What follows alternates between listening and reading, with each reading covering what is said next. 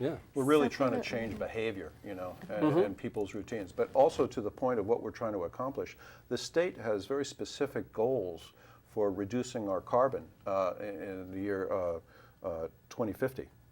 And so this program is trying to calculate and demonstrate what we can accomplish toward that goal.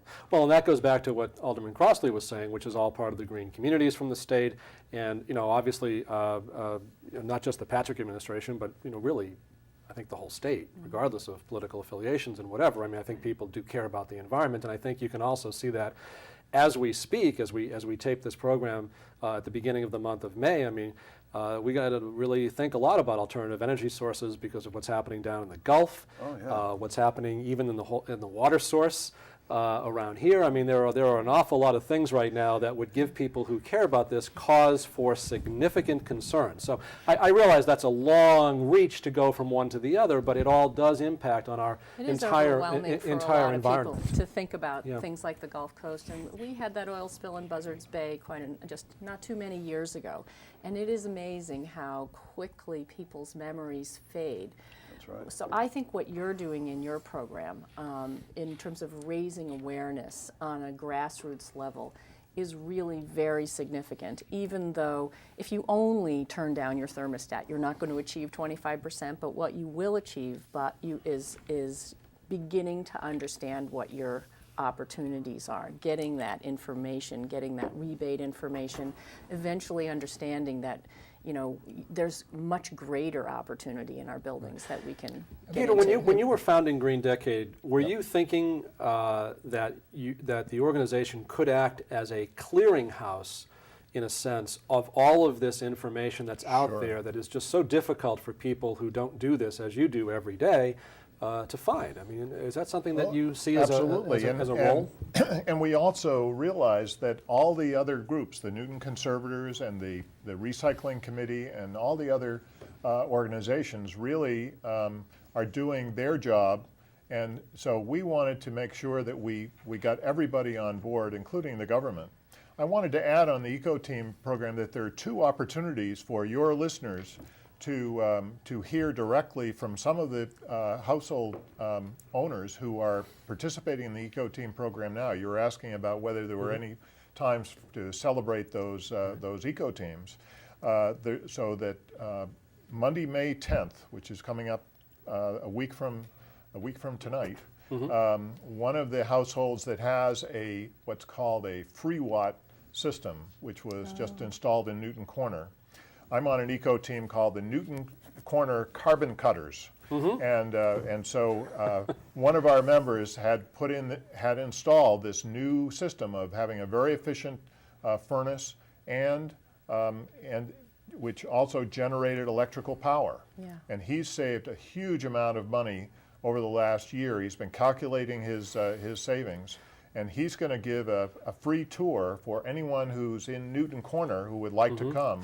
They just have to contact me at 617-233-6071, and I'll give them directions. Okay. And they can find that on the website as well? No, this is not on the website. Okay, so this is a secret meeting. This is just to let you know, largely designed to get a new eco team started in Newton Corner. Well, let me just add real quick that this program that we're taping at the beginning of May will run through the entire month of May. So for folks that are seeing it after the date that you mentioned, I would also like to mention that on your website there'll be additional events coming up. One of the things that my wife and I were just really happy to attend was the solar home tour last year, and it was just an exciting opportunity to see some of the cutting edge technologies, and we actually, Debbie and I actually looked at this as a way to kind of follow along in some of the footsteps of some of the folks that we saw in those homes, because there was one gentleman selling back potentially some of his excess energy production to the power company. That's what the free watt does. What a terrific opportunity that is. And Charlie, this year, this is the first time the Historic Homes is featuring a Green Decade house on their tour. And it's a wonderful house with many great ideas to save energy.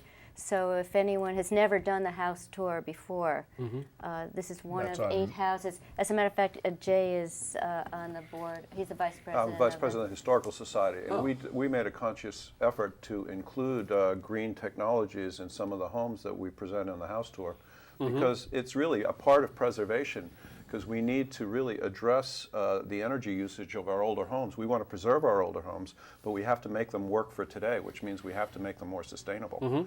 So we included this house, and we're going to make a policy to include green technologies Great. in homes. Let's talk a little bit more about June 8th if we could. I go to, Well, before we get to that, sure. on June 21st, Jay and others of us who are participating in the Eco Team program will be at the Newton Library at the Drucker Auditorium to talk about eco teams, as well as have our annual awards. Okay, I'm assuming that's on the website as well. That's on the website. Okay, I'm assuming it's also in the newsletter that you have a hand in, It's if I right on this understand newsletter correctly. right here.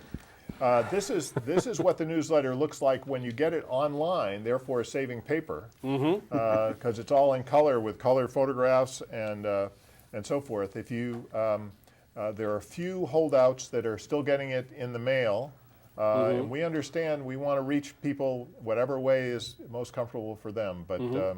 But I've been editing this Green News mostly with Louise Bruin, although now Marcia's stepping in. For the last 20 years. We've been putting this same newsletter out for 20 years. And don't you also have monthly e-bulletins that go out? Yes, indeed. Our crack reporter, Margaret Ford, who's our program coordinator, puts out an e-bulletin every single month, and it's a terrific way of staying in touch with what's going on. And again, it's greendecade.org that has links to all of this. You can sign up for the email as well as a PDF, I'm assuming, of the Green News to As well as joining the Green Decade. or just reading it, that too. But reading online would save a little, at least a Right. little tree now and then. But we'll send it to you, so you'll get it. You'll get a PDF of the Green News if you sign up for it. All right, we are actually out of time, so I need to wrap this up. Oh. You can go more to, did you want to just add something real Well, quick? I just want to say that Mayor Warren will be at our June 8th event, and possibly Senator Kerry. And Okay. Ed Harding, news anchor for Channel 5, Okay. will be an MC. So we'll have a very special evening with silent auction. Okay, well, we are actually out of time. Want to say thank you again to our guests, Peter Smith, Marcia Cooper, Jay Walter, and Alderman Deb Crossley. Greening the Garden City, Green Decade's 20th anniversary celebration will be on Tuesday, June 8th at LaSalle. Go to greendecade.org for info, tickets, ways you can get involved. For Eco Team information, you can go to newtonecoteams.org. Thanks again for joining us. This program will be repeated throughout the month right here on Newt TV, also available online in its entirety 24/7 at newtonnewsmakers.org. I'm Charlie Shapiro. Thanks for watching. Thanks for being a part of the program. See you next month for another edition of Newton Newsmakers. Newton Newsmakers is made possible through the generous support of First Commons Bank, Beacon Street in Newton Center, representing the future of banking with an inviting environment, the latest banking technologies, and a personal touch to make banking convenient, simple, and sensible. Also at firstcommonsbank.com.